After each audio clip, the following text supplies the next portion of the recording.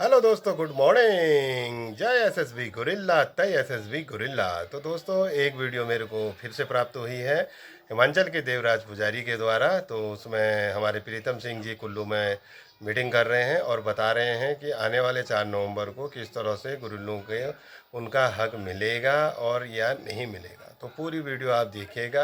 और अभी एक आधार कार्ड का संशय बना है कि कुछ लोग आधार कार्ड ले रहे हैं दिल्ली हाई कोर्ट के नाम पर और सुप्रीम कोर्ट के नाम पर कि गुरिल्लों का वेरिफिकेशन हो रहा है और अपना अपना आधार कार्ड दो। तो दोस्तों, मैं बताना चाहता हूँ, अभी आधार कार्ड किसी को नहीं देना है जब तक गृह मंत्रालय के द्वारा ऑफिशियल नोटिस नहीं आता है। जैसे 2015 में हमारा वेरिफिकेशन हुआ था, पूरी टीम आई थी, तो ऑफिशियली वो हमारा वेरिफिकेशन हुआ था, तो वैसे करना।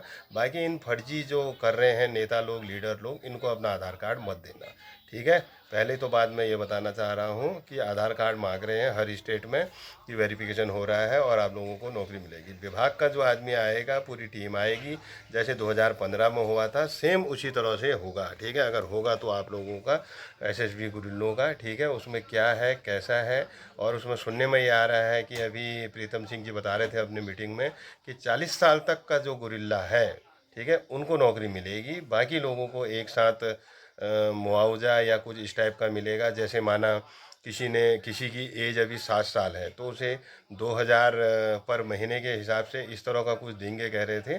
तो वो जो होगा आने वाले समय में पता चलेगा, वो मैं आपको वीडियो के माध्यम से बताऊंगा, ठीक है, या ग्रुप के माध्यम से मैं बता दूंगा। और वीडियो मेरे पास आएगी तो मैं वीडियो इसमें डाल दूंगा, तो आप लोग देख लेना और चैनल को लाइक शेयर सब्सक्राइब कर लेना। फिलहाल जो अभी ये आधार कार्ड का चल रहा है मैटर दोस्तों, ये आधार कार्ड किसी को मत देना जब तक ऑफिशियली नोटिस नहीं आता है या ऑफिशियली कोई हमारे पास ऐसा विभाग का आदमी नहीं आता है, या वो हमको बताएंगे कि हमारे यहाँ पर आइए जहाँ एसएसबी के वो बने हैं वो क्वार्टर, तो वहाँ पर वेरिफिकेशन होगा, ऑनलाइन होगा, जैसे 2015 में हुआ। हो सके एक बार फिर हो तो इस तरह से होगा और वहीं जाके अपने आधार कार्ड को देना। अदरवाइज ऐसे लीडर और चोर नेताओं को अपना आधार कार्ड ना दें। पूरी वीडियो देखिए, सुनिए, पहले भी डाली है उसको भी सुनिए और अभी डाली है उसे भी सुनिए। 13-14 मिनट की पहली वाली वीडियो है, ठीक है, वो लंबी होगी तो 2 पार्ट में मेरे को बनाना पड़ा, तो एक वीडियो मैंने ये डाली है, ठीक है। 12-13 मिनट की ये वाली वीडियो भी होगी, तो उस हिसाब से क्या कहते हैं मनन करना, और जो होगा सबका होगा,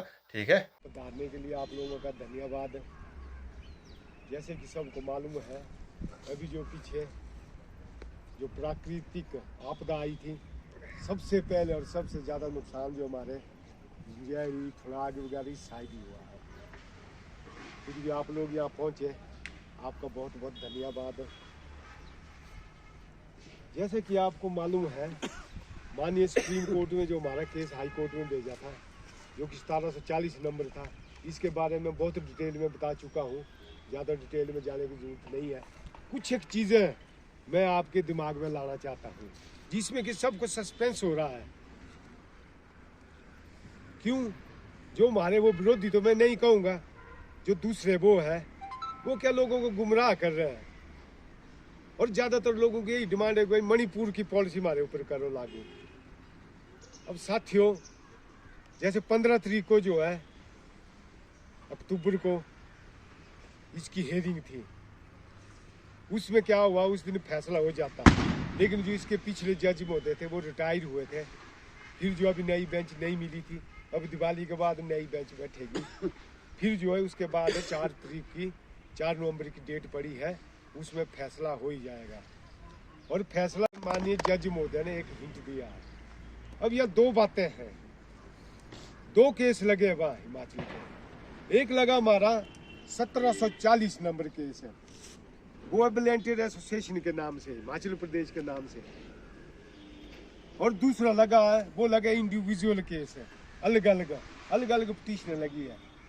तो जो अभी जो ओपन किया केस, वो किया विजय कुमार के नाम से। उसके साथ जो 43 वॉलंटियर है, यहाँ पर मैंने आपको बताया था, विजय कुमार एंड 43 वॉलंटियर्स। फिर जो दिल्ली हाईकोर्ट में और भी केस लगे हैं हिमाचल के, अगर उनकी पिटीशन लगी अलग अलग, अगर उन सबको मिलाया जाए तो यही बनते कोई 600-700 सिर्फ है।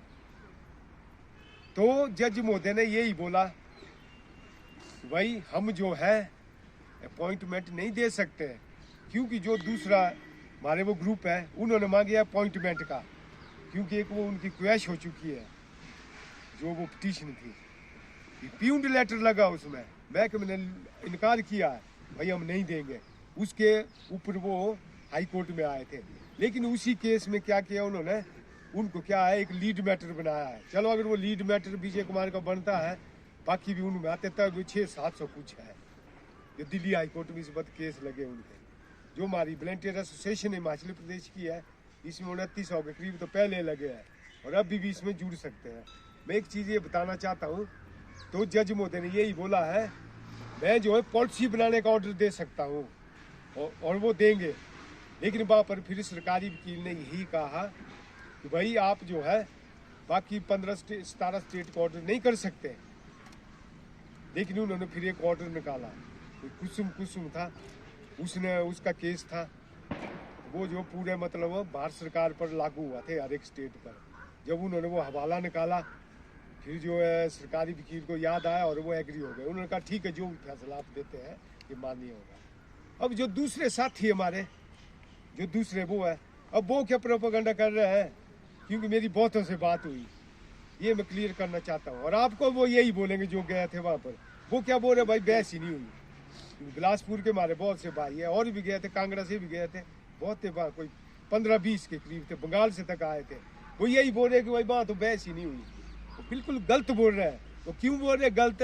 क्योंकि उनको अंदर जाने का मौका नहीं मिला, उनके पास बड़े वो बाहर थे। लेकिन जब ये केस चला, इसमें हमारे 3 आदमी थे। दीप ठाकुर था, उसके बाद बिपिन, उसको तो आप जानते जो कि सुप्रीम कोर्ट का हमारा पिटिशनर था। उसके बाद जो अनवर अली, जो कि सचिव है हमारा ऑल इंडिया का।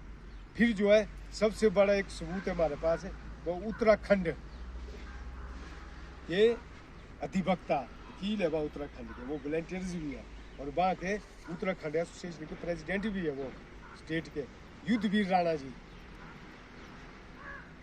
उन्होंने उसको बड़ी अच्छी तरह से कार्रवाई देखी और ये कम से कम 10-12 मिनट तक हुई है बात, जिसकी हम रिकॉर्डिंग भी डाल चुके हैं। क्योंकि आपको तो पता, मैं जो भी चीज़ डालता हूँ मैं बिल्कुल ऑथेंटिक प्रूफ पर डालता हूँ, जो डॉक्यूमेंट्री प्रूफ है। लेकिन उन्होंने देखा कुछ नहीं, बोलते कुछ नहीं है। और इसका साफ एक उदाहरण है, जैसे वो बाहर आए, जो उनके अधिवक्ता थे वो हमारे अधिवक्ता से गले मिले और उनके सीनियर ने यही कहा है, अगर इनको याद हो, अगर इनमें नैतिकता हो, उन्होंने यही कहा है हमारे सीनियर वकील को कि अगली बारी आप लड़ेंगे, हमारे पास जो पॉलिसी मैटर के कोई डॉक्यूमेंट नहीं है। और उनके पास है भी नहीं डॉक्यूमेंट। एक मणिपुर की पॉलिसी के ऊपर लड़ रहे हैं वो केस।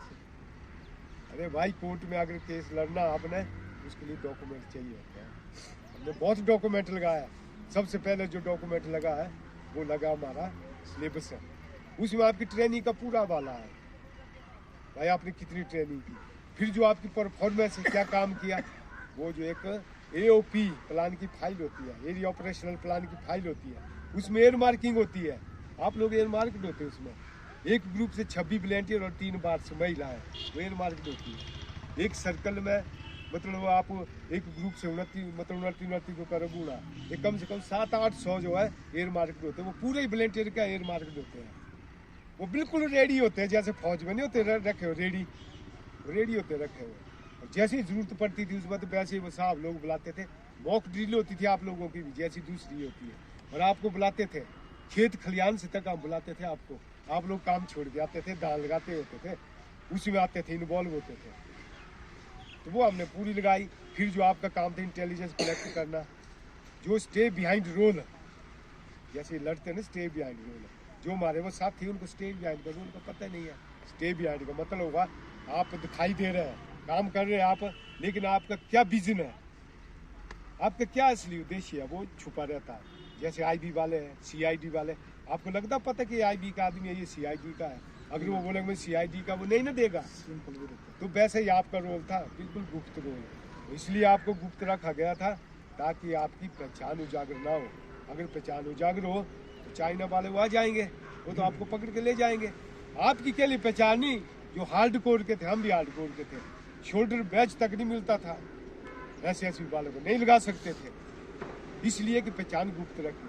जब राजीव गांधी जी 1988 में आए थे, जब इसका विस्तार हुआ था टोरनी में, बहुत सी महिलाएं और वॉलंटियर्स को हमने भेजा था, उस वक्त भी कोई शोल्डर बैज नहीं था।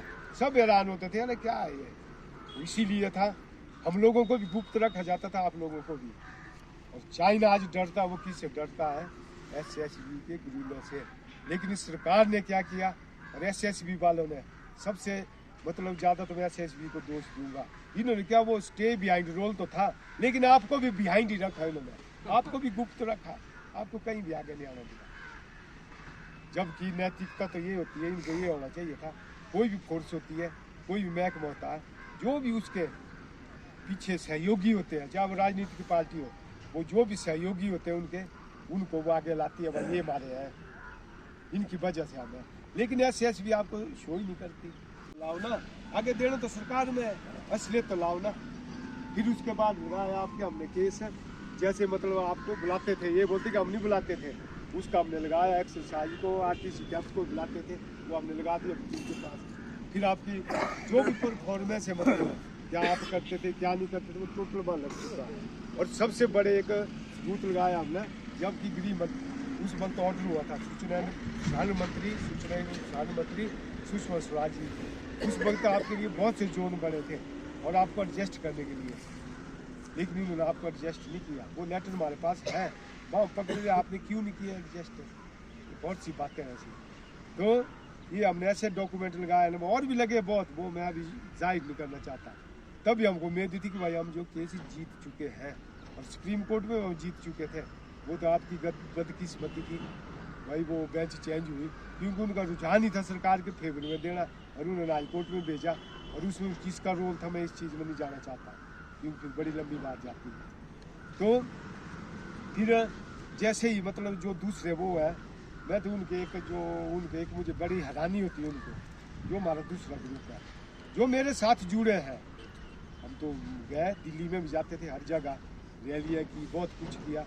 एसएसबी में भी हमने बहुत मतलब और अधिकारियों से मिले, वहाँ आपका पक्ष रखा, और वकील मोदी के पास भी पक्ष रखते थे।